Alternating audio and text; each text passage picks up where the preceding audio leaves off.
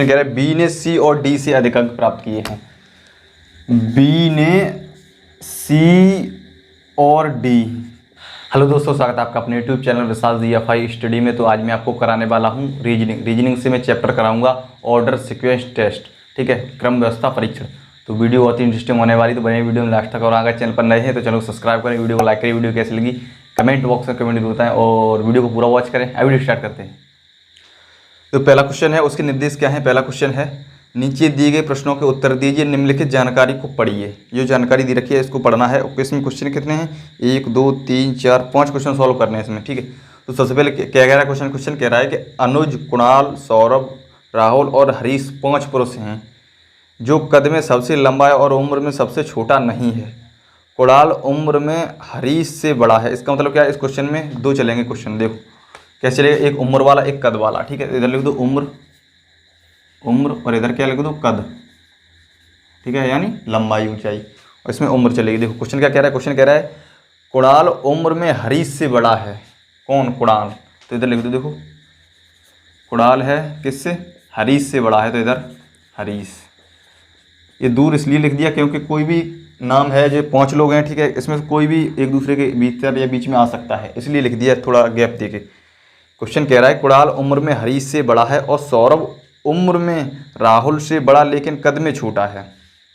सौरभ उम्र में राहुल से बड़ा लेकिन कद में छोटा है। लेकिन यहाँ पे सौरभ का कोई अभी नाम वो उम्र मतलब डिफाइन नहीं किया कि कहाँ पे अभी वो है इन दोनों के बीच में। तो इसलिए क्या करना है, हमें करना है सौरभ उम्र में राहुल से बड़ा है लेकिन कद में छोटा है। किससे, राहुल से।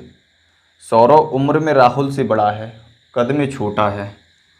सौरभ उम्र में राहुल से बड़ा है लेकिन कद में छोटा है किससे, राहुल से। तो देखो इधर लिख दिया राहुल, हो गया कद में छोटा लेकिन उम्र में बड़ा है। अभी इसको इस तरफ नहीं लिखा है।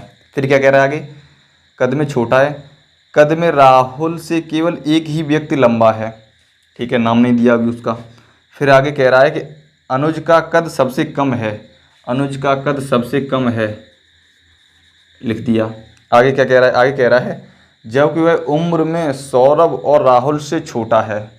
उम्र में सौरभ और राहुल से छोटा है कौन, अनुज।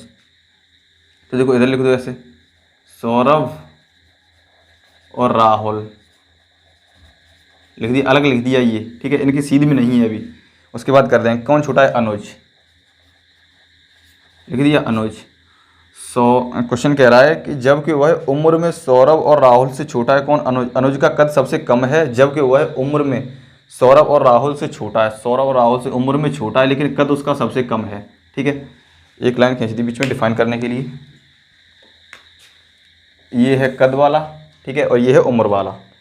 फिर आगे क्या कह रहा है, आगे कह रहा है केवल 2 पुरुष कद में सौरभ से छोटे हैं।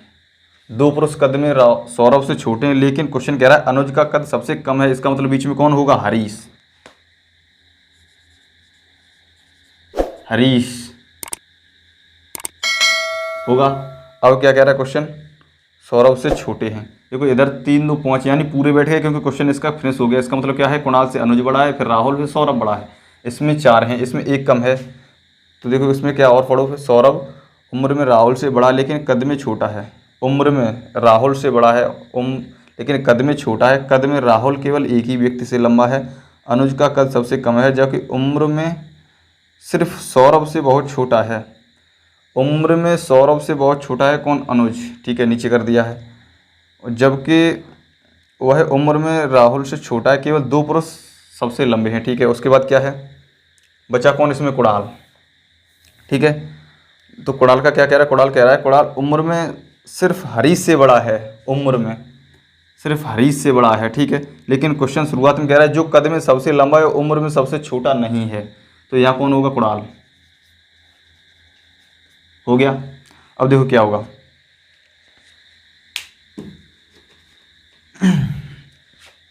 देखो ये है उम्र वाला, ठीक है, ये है उम्र, ये है कद।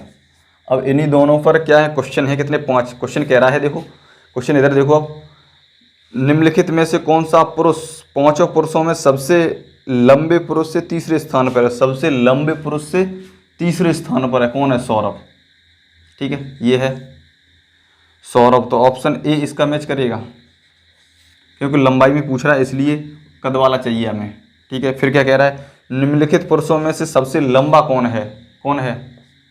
कुणाल सबसे लंबा, क्योंकि वो ऊपर है। हमने ऐसे में रखा है इसको। ठीक है, ये उम्र वाला है, सबसे उम्र कम है, ये ज़्यादा है, ये इसकी लंबाई है, कद कम ज़्यादा है, इसका कम है। अब देखो नेक्स्ट क्वेश्चन क्या है, ये है कौन सा, 8वां।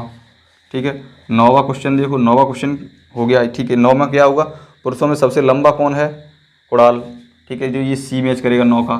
10वां देखो, 10वां, यदि पांचों पुरुषों की उनकी लंबाई के अनुसार पहले आरोही क्रम में फिर अवरोही क्रम में एक रेखा में खड़ा किया जाए तो इन दोनों अवस्थाओं में किसका स्थान अपरिवर्तित रहेगा? कैसे रहेगा? देखो, अपरिवर्तित मतलब चेंज नहीं होगा। इसको पहले आरोही क्रम में या अवरोही क्रम में लिखते हैं पहले। ठीक है, पहले कद बढ़ाओ, फिर उधर से लिखो कद कम करते हुए चले आओ, तो बीच में कौन है? सौरभ। तो इसका जो चेंज नहीं होगा, जो स्थान है यही रहेगा, क्योंकि ये बीच में है। इन दोनों का, ऊपर के दोनों का, नीचे वाले का चेंज हो जाएगा। ठीक है, तो सौरभ है जिसका चेंज नहीं होगा, तो सौरभ। ऑप्शन डी इसका मैच करेगा, किसका है? 10 का डी मैच करेगा।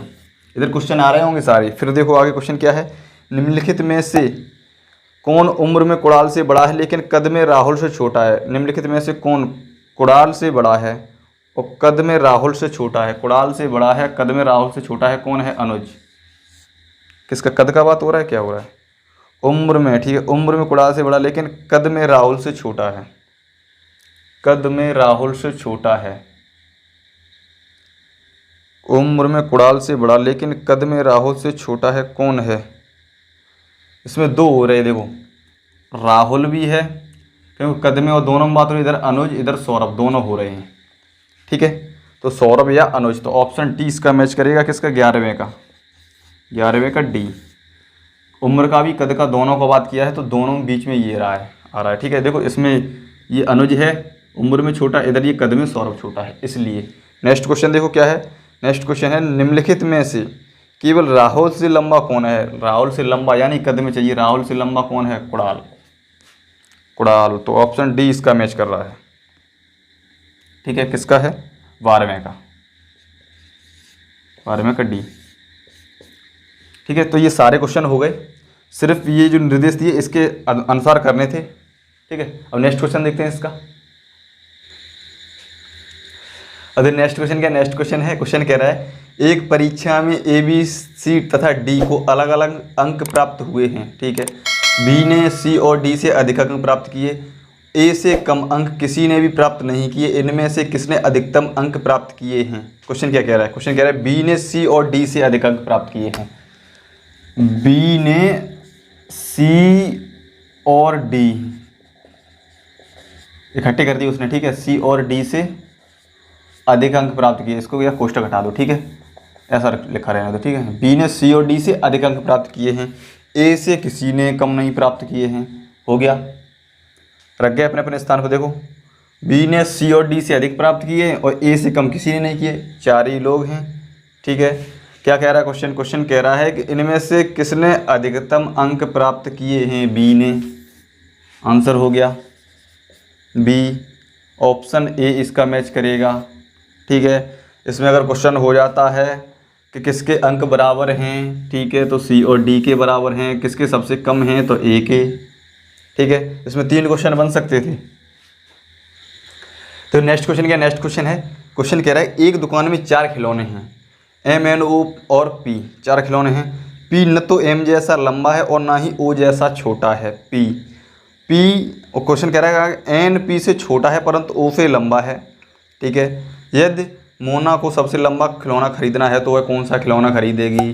तो देखो क्वेश्चन क्या कह रहा है, पी न तो एम जैसा लंबा है, जो पी है ना एम जैसा लंबा है और ना ओ जैसा छोटा है, तो इसका मतलब क्या है, पी बीच में होगा। इतना गैप कर दिया क्योंकि अभी एक और खिलौना बैठाना है। ठीक है, कुछ भी कह सकता है क्वेश्चन। आगे क्या कह रहा है, परंतु देखो क्वेश्चन क्या कह रहा है, ओ जैसा छोटा है, एन पी से छोटा है, एन जो है ये एन पी से छोटा है।